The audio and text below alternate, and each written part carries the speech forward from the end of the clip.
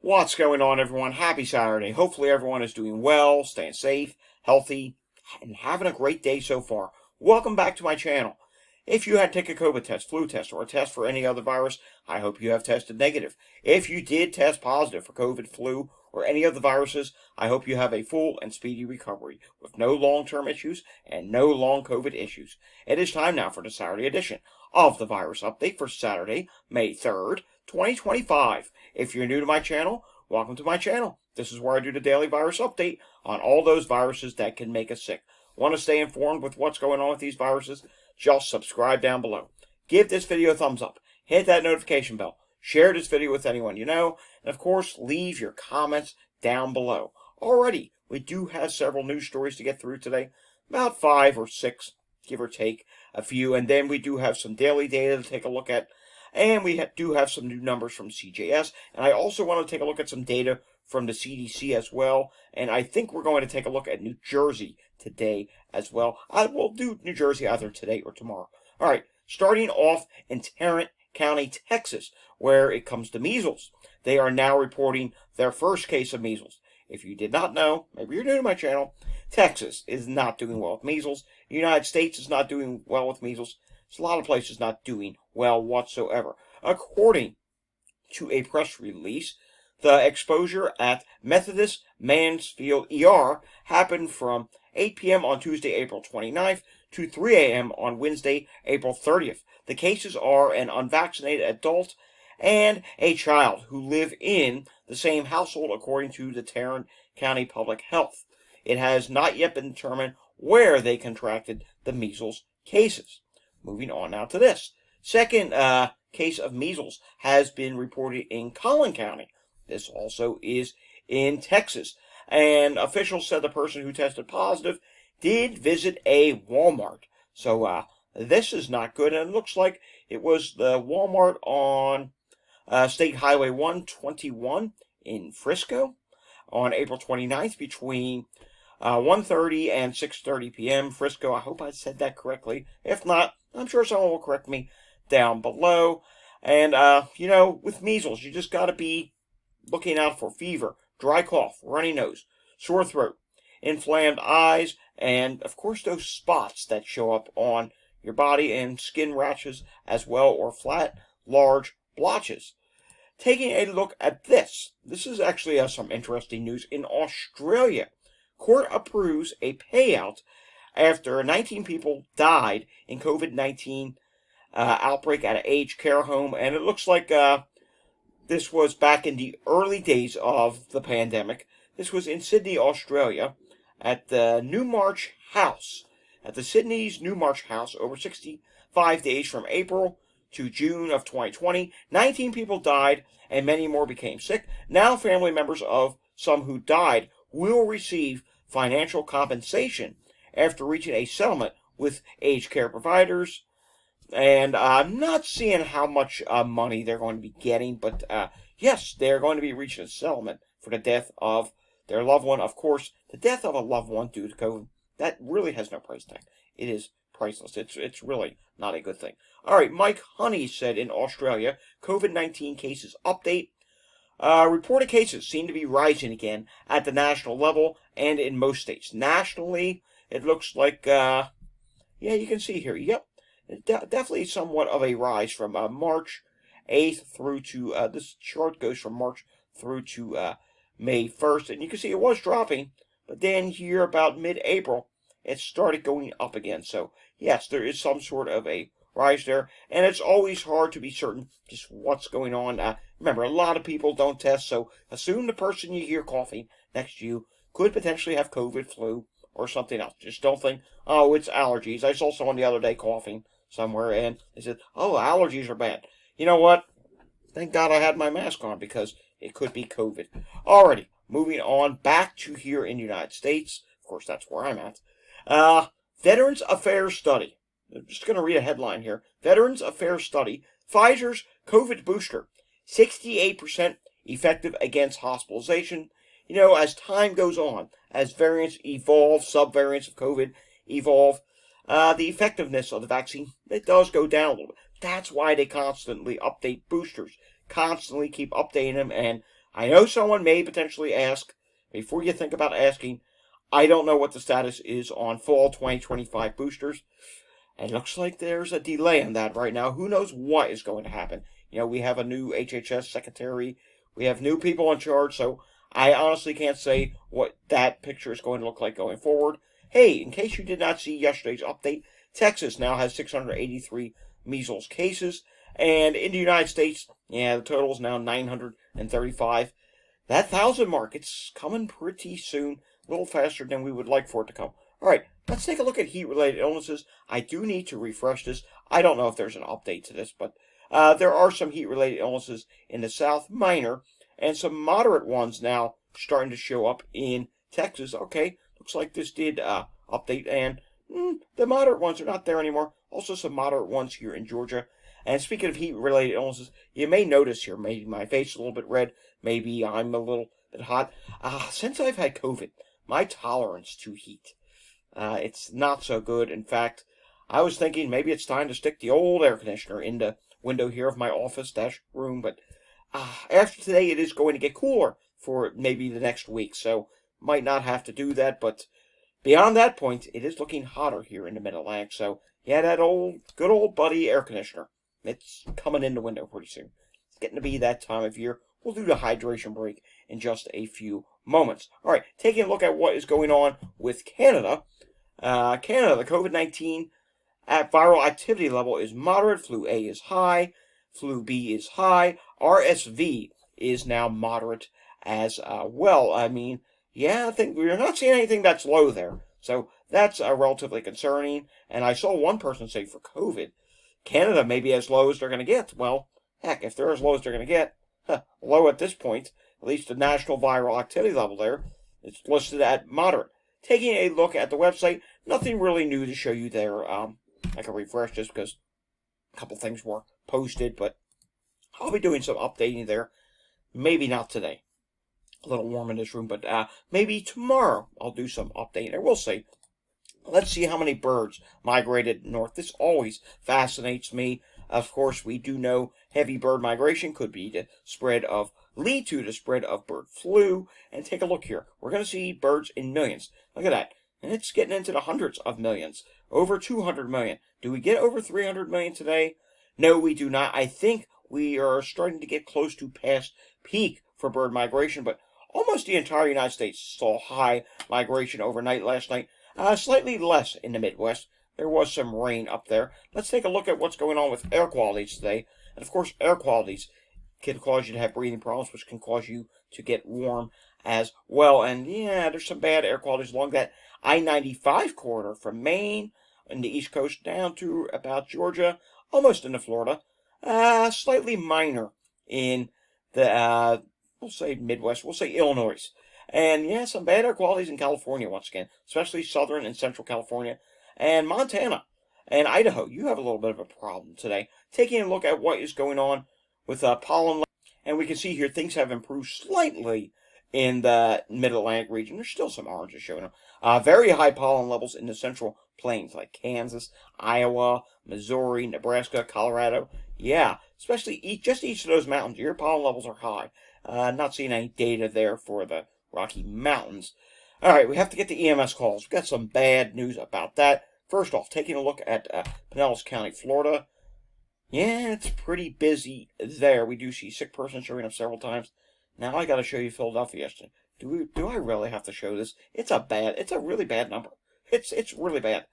Yeah, yesterday there were 912 EMS incidents. We've been watching the levels remain elevated and higher, and 912. I have not seen a number that high in Philadelphia, I don't think, since the wintertime. Yikes, that's bad. And in case things have changed, this was as of, we'll say 10 minutes ago, because I started this video over 9 minutes ago.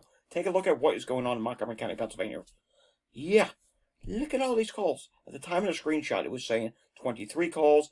Let's do an update on that. Wow, still a lot of calls. 18.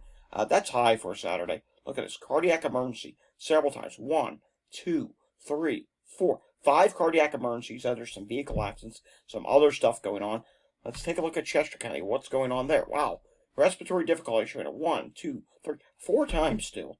Yeah, EMS is getting busy once again, and that's a concern because when it started getting busy about a week and a half ago, it was like a light switch, like voila. And I think one of my theories of what could be happening now that we're starting to get some warmer days, people with long COVID, their tolerance to the heat is starting to bother them more, and some maybe now develop post-COVID asthma, a whole bunch of different things, and that could be leading to more problems. And we also know this was a really bad flu season this past winter. We are learning more about what flu can do long term. There's here and there more studies are starting to pop up, starting to learn things because people are paying more attention to that now that we're in the era of long COVID. A lot of people are asking the question, well, if COVID can cause this, what can flu cause? And we're starting to find out. So, I mean, yeah, there's an increase. It was a bad respiratory virus season this winter, and we're seeing Florida starting to go up. So, Florida, we're seeing southeast Pennsylvania.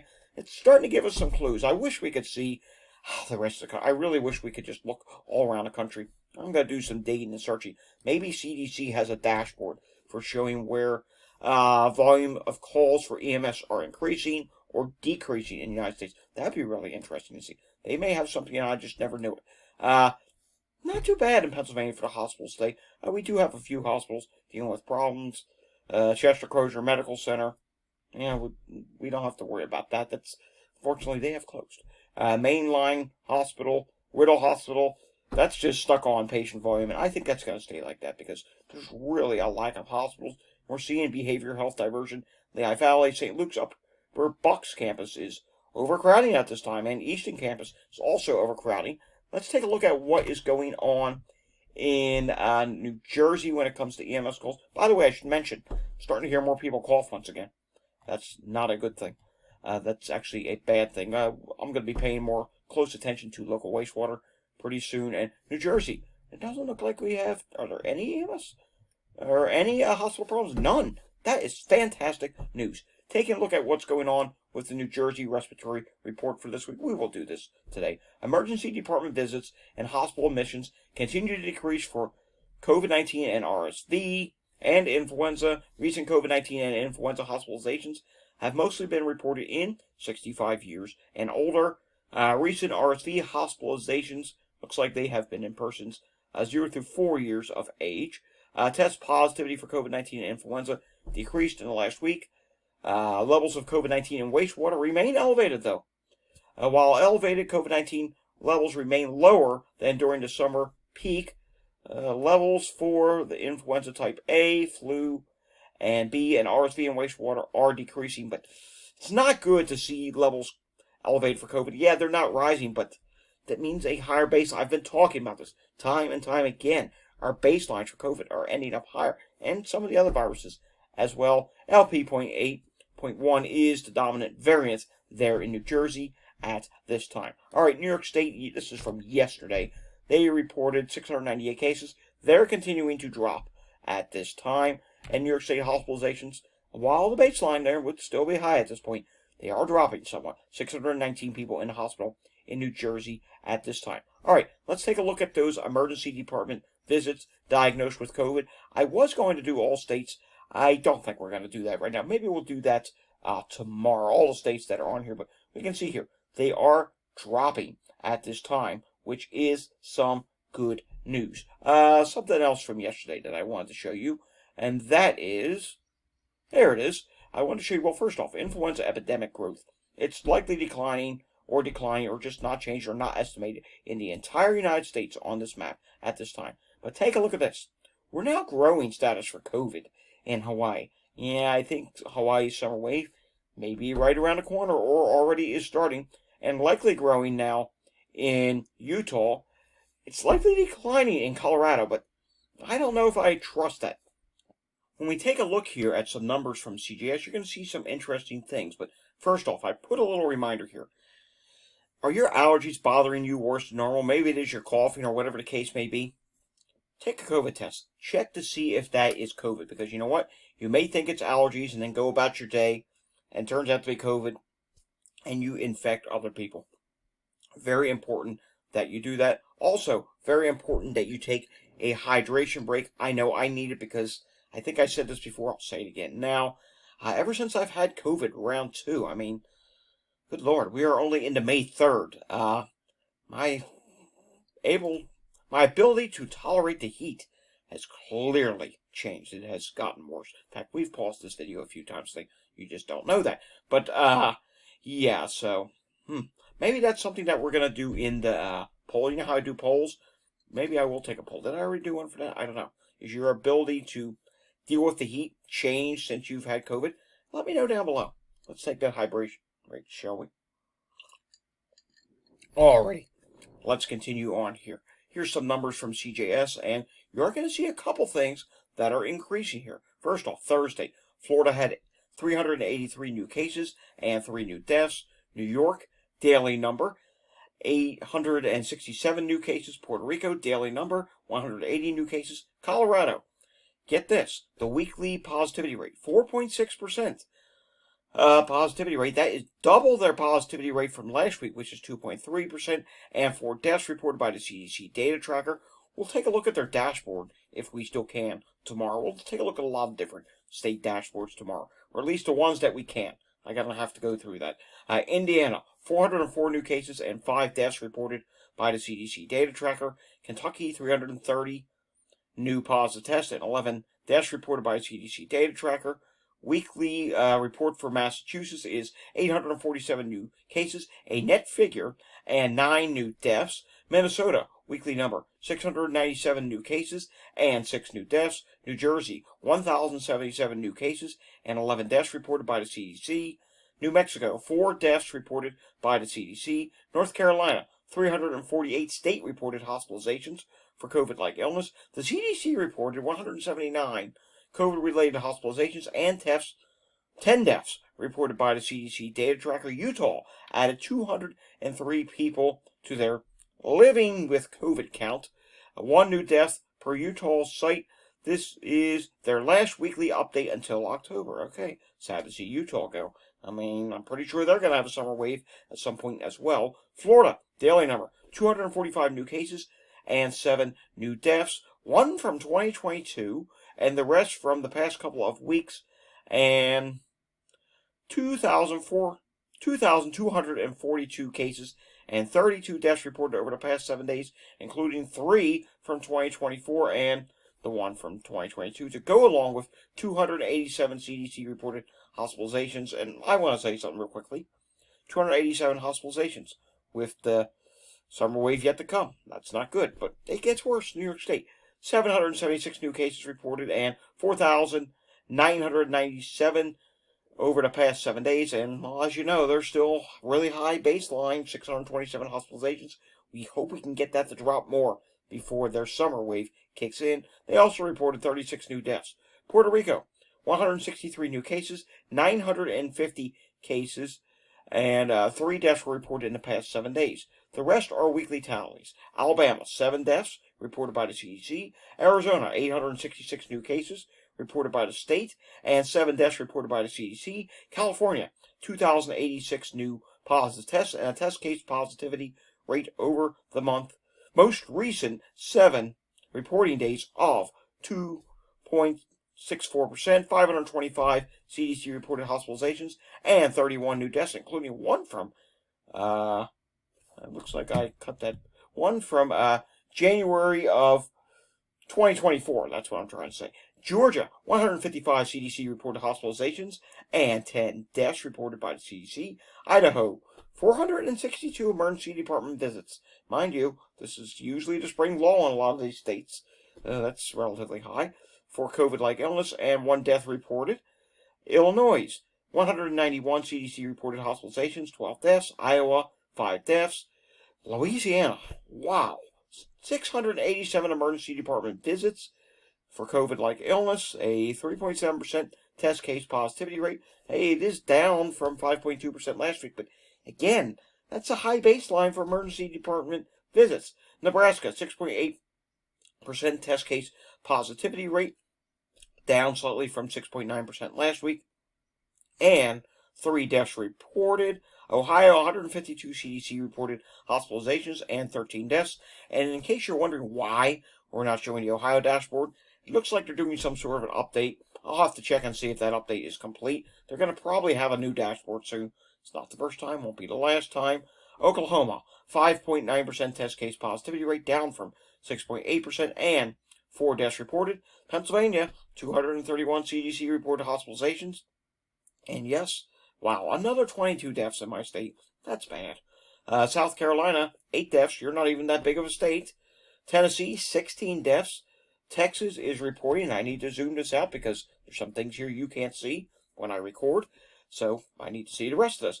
Texas, 1,242 new cases and 24 deaths reported by CDC data tracker. West Virginia is reporting 226 positive tests and a test case positivity rate of 5.03%. Hey, that is up from 4.32% last week. Wisconsin, 315 new positive tests, a test case positivity rate of 3.5%, and 7 deaths reported by the CDC data tracker. The CDC this week added 384 deaths since last week and currently shows 1,227,441 total U.S. COVID deaths since this all started, up from 1,227,057 it was showing last week. I don't know how much lower that's going to go. It could go lower. Do I think we're going to go below, say, 100 deaths in a week? I don't know about that because I think every state's going to be different. It's not only going to be region by region with this summer wave, it's going to be state by state, meaning you could have a region where one state's rising and another state's not rising. Hey, we just had that during the spring. New York State did that. So with these various different regions of the U.S. doing their own thing, that could pretty much slow the drop for deaths. They are still dropping at this point, but we'll have to see if that continues or not. And, of course, when we do get enough states going up, which will probably be, I don't know when, maybe several more weeks from now, we'll start seeing this go back up. But remember, COVID deaths are the last lagging indicator, so I don't suspect COVID deaths will actually truly go up, probably for maybe until some point during the summer months. But unfortunately, they are going to go up at some point because a summer wave is coming, and I don't know. I'm getting the feeling it could be a sizable one because you got places like the West Coast and maybe parts of the South. They didn't get hit all that hard in the wintertime, so things could get rather bad. Alrighty, folks, if you enjoyed today's update, give it a thumbs up, subscribe down below, hit that notification bell, share this video with anyone you know, hit that notification bell, and of course, leave your comments down below, and listen to that. I'm hearing a fire whistle, and I'm hearing another ambulance. Yep, the things just continue to go out of control. I'll see you all again tomorrow. Until I see you again tomorrow, stay safe, everyone, and have a fantastic Saturday evening. Thanks for watching.